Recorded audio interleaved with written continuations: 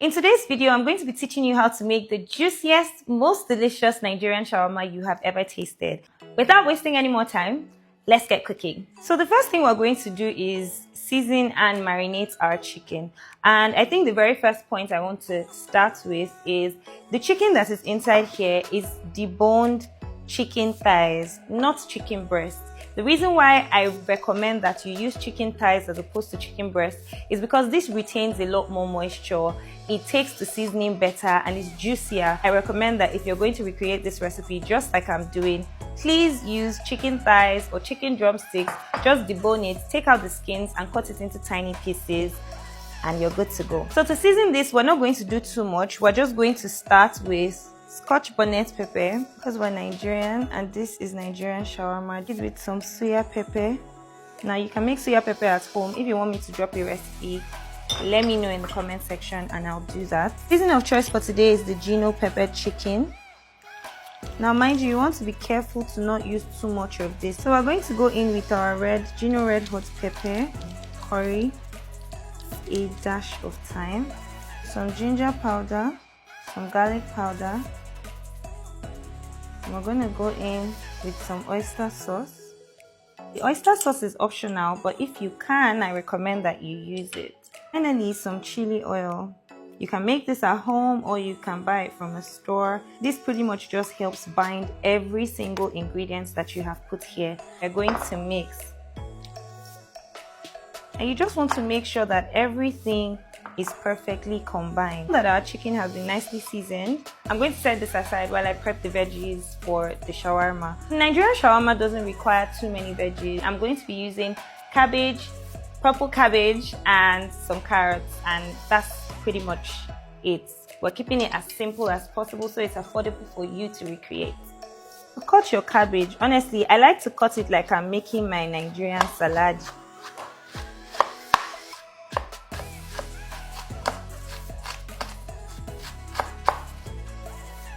So it's kind of like you're making coleslaw.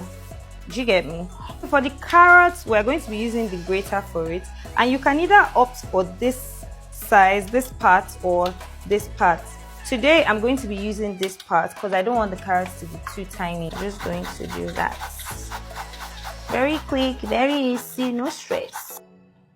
So our carrots ready now. I have here some parsley. This is very optional. You don't have to, but I recommend you can just try it. So we're just going to drop some leaves. Okay, so now that that's done, we're just going to give this a mix so everything is well combined. I'm going to pop it in the fridge while I work on the chicken and also prep the cream that we'll be using for this shawarma. So to make the chicken in a heated pan, you're going to put some oil. So we'll go in.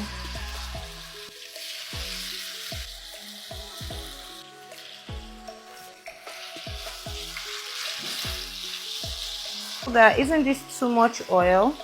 The reason why I have this much oil in it is because I want the chicken to cook and fry in this same, like in one go.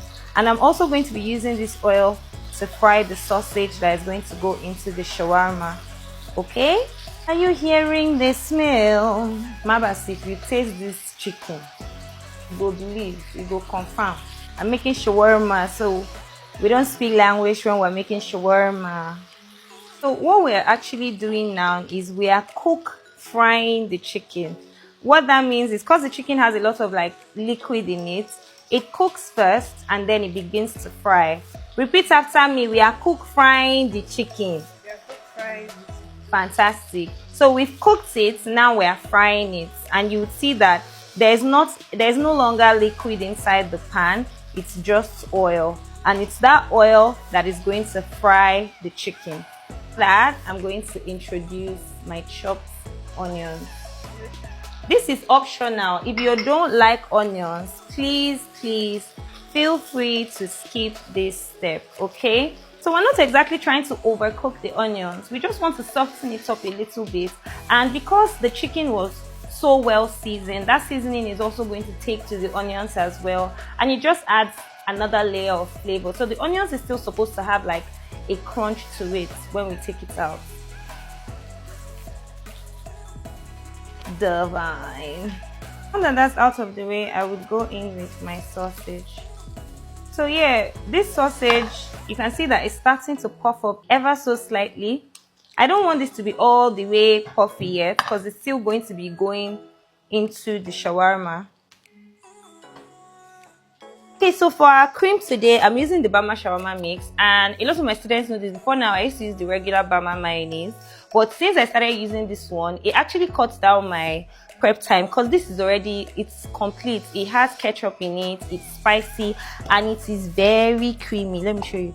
And so I use it for any and everything, my sandwiches, chips, and burgers, shawarmas. I know that a lot of us that are watching this video are probably, we probably sell shawarmas, and we would not want our shawarma to taste the same. So just in case you want to sort of switch up the flavors of this a bit, I'm going to be showing you what you can do. And you can use this as it is, or you can practice exactly what I'm about to show you, especially for those of us that are selling shawarma and you just want to use it up. I promise you, if you create this recipe that I'm teaching you today, you will come back to thank me. I think I'm in a good mood. You can see that I have the 3.5 liters of this, and I have the regular size. This is good for those of us at home, and also there is even the mono dose for those of us that are in school. So I'll do you one better. I have 1 carton of this, 1 carton of this. It's just 2 pieces. This one, 1 carton of this, and 1 carton of this for 3 lucky people. 1 shawarma vendor, 1 home cook, and 1 student. So you can just let me know in the comment section if you are interested, and we'll pick somebody at random. Okay, next there is some garlic powder with some ginger powder, of my red hot pepper, a little bit of sugar, and I'll explain why in a bit. So I'm going to add some lemon, and I added the sugar so that it balances it out. If you don't have lemon, you can also use apple cider. And I'm also going to go in with some sweetened heavy cream. You can use just regular heavy cream and mix that with some honey, but I don't have honey, that's why I opted for sweetened heavy cream. And now that we have all this, I'm also going to go in with a bit of mozzarella cheese. So please, don't panic. If you don't have all this, you can actually remix this and sort of mix it, do it your own way. I'm just showing you how I make mine so that you can try it, and if you like it, you can port to my own recipe. But you can mix your cream, you know, any way that works for you. Okay, please, the cheese as well, it is highly, in fact, that's the most optional thing in this recipe. To assemble your shawarma, you can do it different ways. You can choose to put your chicken inside the coleslaw and mix it all together with the cream, or mix the coleslaw with the cream and then put the chicken and the sausage separately. Now I am going to be mixing the cream and the coleslaw and putting the chicken separately so that I can see how much chicken goes into. That way, like, you're in control of how much chicken goes into the shawarma. Okay, in with our cream. You decide how creamy you want this to be. Okay, give this a mix. This is the fun part. I have my shawarma bread here, and I'm going to start by opening it up. And can you see this, where this part comes together? That's where you want to. So you're going to do like that, just like so.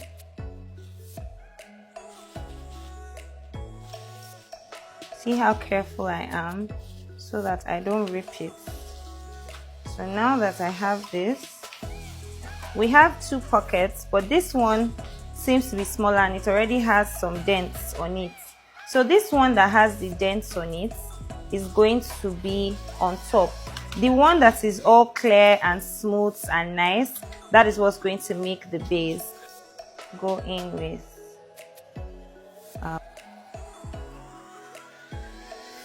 remember, I told you I wanted to be in control of how much chicken goes into my shawarma.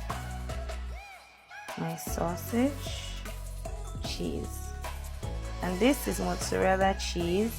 But remember, I said that this is the most optional part of this whole recipe. I have to use cheese, okay? Just add just a bit tricky, but just follow me. You first secure the edges, right? You see that I've secured the edges, and then you fold. See why I'm using a glove?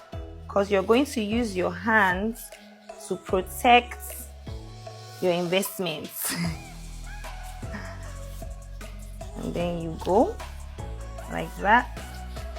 Please mind you want to be very, like, you want to hold this, you want to be tight with it, okay? Do not be scared. You want to be tight with it. Alright? And there you have it. So make sure that you secure the edges. Can you see the edge? Can you see this edge? So your shawarma is well secured. Alright? So I'm going to do a second wrap, and then I'll proceed to showing you how to grill it on a pan.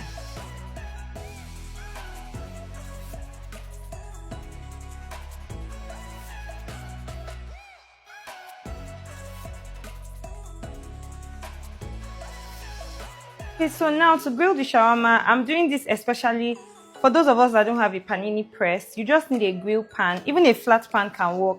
I opted for this pan because of these lines.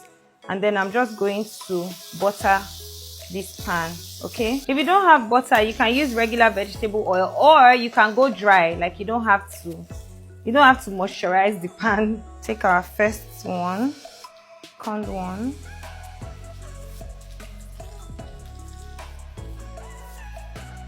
Now it's important that you do this because this also helps you to bind the shawarma bread together, okay? And it kind of also gives it like a crispy, edge, which improves the enjoyment. Okay, so we're going to flip the first one. So can you hear that? So we're going to flip the second one. So I'm going to try to do this on all fours so I can get that, grill mark on every side, okay?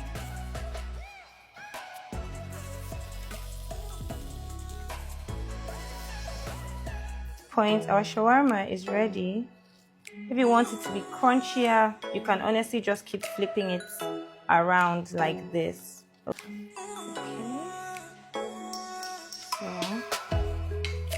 So there you have it. Our shawarma is ready, nicely secured, perfect, crunchy. And you noticed I didn't use any fancy gadgets to make this. I made my chicken in a pan. I grilled the shawarma in a pan. And if you don't have a grill pan that has these lines, you can also use a flat pan that has no lines. That also works. This is honestly just for appearance. It's just for effigy. Now, I'm going to cut into this in a bit.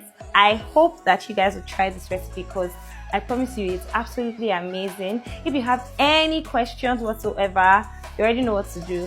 Ask me in the comment section. If there's anything you want me to show you how to make, let me know in the comment section as well. And if you want to learn this and 170 other amazing recipes, you definitely want to click on the link in my bio to register for my upcoming Home to Pro Christmas menu online cooking class.